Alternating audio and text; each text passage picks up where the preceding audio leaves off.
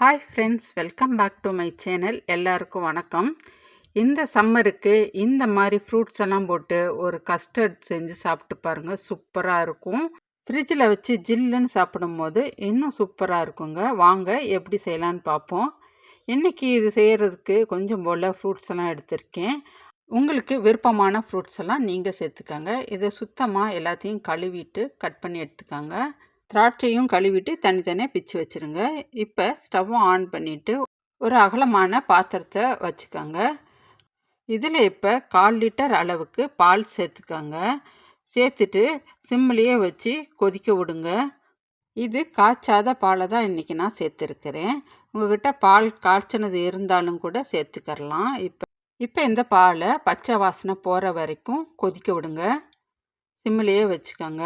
இந்த சமயத்தில் 50 ஜீனி சேர்த்துருக்கேன் நான். உங்களுக்கு விருப்பப்பட்டால் 100 கூட சேர்த்துக்கரலாம்.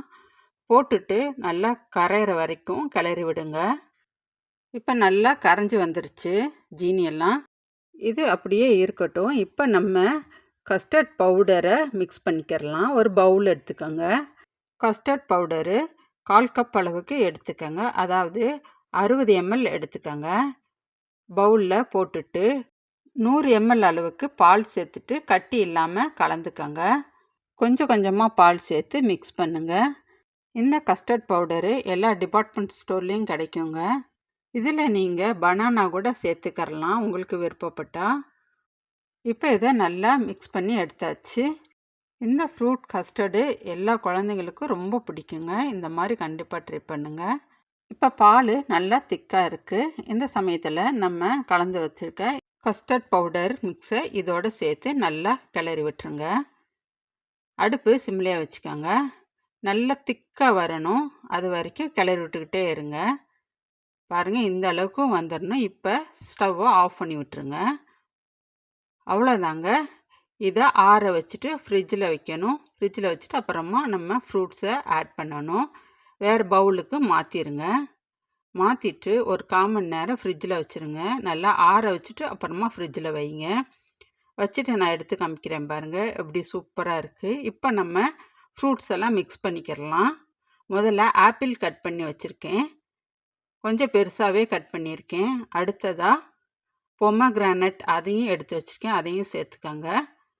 அடுத்ததாக கிரேப்ஸு, பிளாக் கிரேப்ஸு அதையும் எடுத்துக்கிறேன்.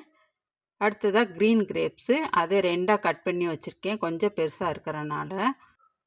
இப்போ இதை எல்லாத்தையுமே அடியிலேருந்து மேலே வரைக்கும் லேசாக கிளறி விடுங்க. நம்ம சம்மர்னாலே ஃப்ரூட்ஸு தான் அதிகம் எடுத்துக்கிறணும். அதனால் இந்த மாதிரி மிக்சர் ஃப்ரூட்ஸாக எடுத்து சாப்பிட்டோம்னா ரொம்ப சூப்பராக இருக்கும். ஹெல்த்தியும் கூட. இந்த மாதிரி நீங்களும் கண்டிப்பாக ட்ரை பண்ணி பாருங்கள். நான் இன்றைக்கி டெக்கரேட் பண்ணுறதுக்காக ஸ்ட்ராபெரியை மெல்லிஸாக கட் பண்ணி வச்சுருக்கேன். புளிப்பில்லா ஸ்ட்ராபெரியாக அதையும் சேர்த்துட்டிங்கன்னா சூப்பராக இருக்கும் பார்க்கவே. இதை நல்ல சில்லுன்னு மறுபடியும் ஃப்ரிட்ஜில் வச்சு எடுத்து சர்வ் பண்ணுங்கள். அவ்வளோ சூப்பராக இருக்கும். இந்த வீடியோ உங்களுக்கு பிடிச்சிருந்துச்சுன்னா சப்ஸ்கிரைப் பண்ணுங்கள், லைக் பண்ணுங்கள், ஷேர் பண்ணுங்கள். தேங்க்யூ.